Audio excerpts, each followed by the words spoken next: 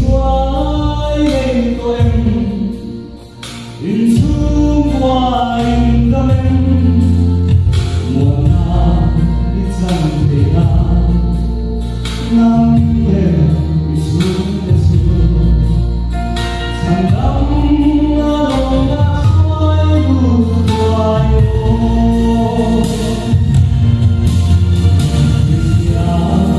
xuống qua lỡ bạc sẽ ngã xuống cùng qua yên bình anh xoay về ai đâu lùi quê anh dài anh đi về ai đâu chợt quay anh đến em đôi vì sao bóng bằng mây lá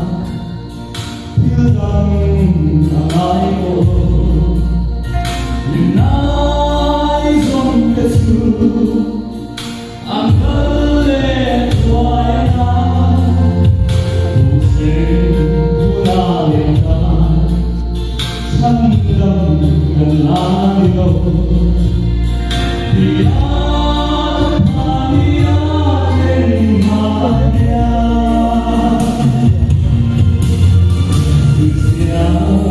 xuống qua lỡ bạc sẽ ngã xuống cùng quay hiểu anh xoay về ai đâu lùi quê anh dài anh đi về ai đâu chợt quay anh yêu em đôi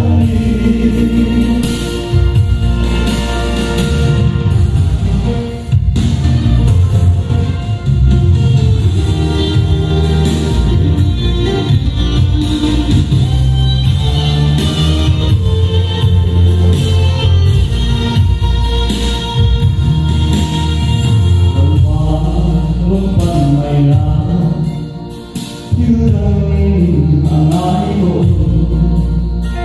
nhưng ai dòng cái xưa anh vẫn lệ thoại cuộc sinh của người ta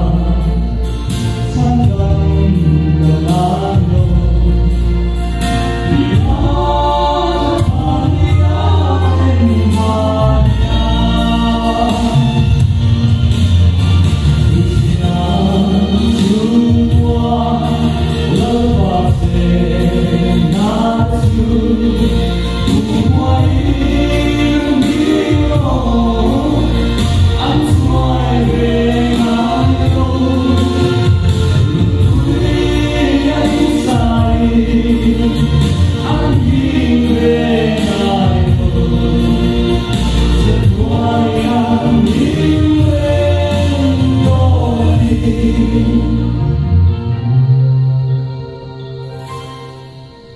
tua anh đến em đôi